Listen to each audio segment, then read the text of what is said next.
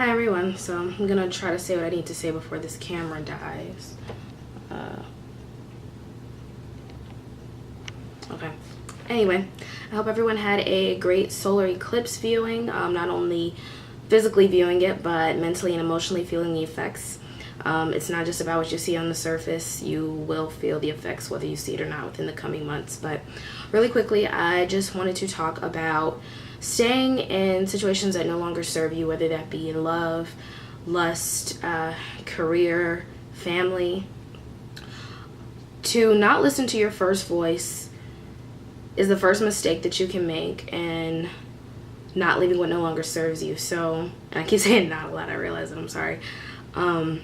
I came from a situation where I was physically being abused, emotionally being abused, mentally being abused, and I did not want to leave because I had the tendency to think that I could save someone.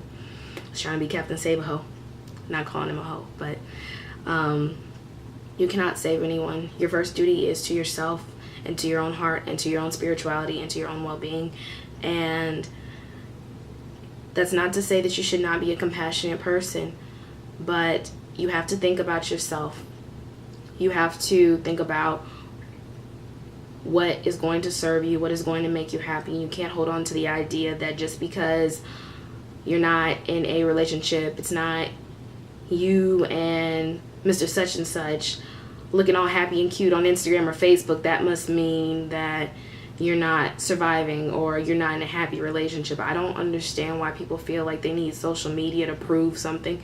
You know, the only person you have to prove it to is yourself at the end of the day, because you can take cute pictures all you want to. You're going to go home at the end of the day and have to look at that person. And if that's not the person you want to be with, or if that person isn't making you happy, you're going to be the one that has to deal with that. Same for a job, same for love, same for lust. That's all ego speaking. And we have to let go of that ego in order to see what is greater and waiting for us out there. So my best advice as far as leaving relationships that are not good for us, leaving careers that are not good for us, consider your own happiness. Use that first voice, use that intuition, because when you don't, you start thinking low vibrational thoughts. You have patterns of doing things that are low vibrational for you, and you stay stagnant.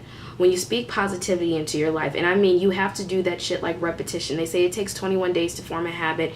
You may get it sooner, it may take you longer, but that constant repetition is going to stop you from being around that person that doesn't make you happy, from accepting them putting their hands on you, from accepting bullshit at your job.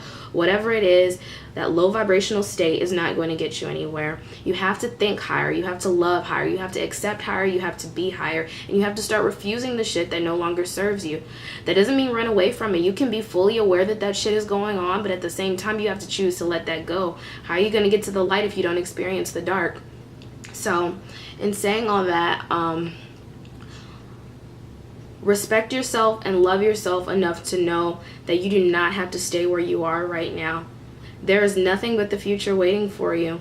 Nothing but. And if you continue to hold on to the past, that's exactly where you're going to stay. And they say to live in the past is to live in depression. To live in anxiety is to live in the future. So you have to be in the present. I'm sure I kind of flubbed that quote a little bit, but you get what I'm saying. Stay present. Stay aware. Know that you deserve better. And use your first heart, your first intuition, your first mind, and decide what's right for you. No one is holding you back but you. I drew a card when I did a tarot reading for the eclipse yesterday, and it was the devil. And in one of the card descriptions that I read, it was talking about, some slaves that were in shackles. The shackles were not tight enough where you couldn't slip out of them, but it was a mental choice. They thought they had to be there, so they stayed. You do not have to stay anywhere you are not loved, wanted, or celebrated. You have the power to leave whenever you want to. Those chains are not as tight as you think. And I'm not just talking about the love and relationship and career. I'm talking about those mental chains. You think that just because you're in this surface world right now, that's all you got to deal with.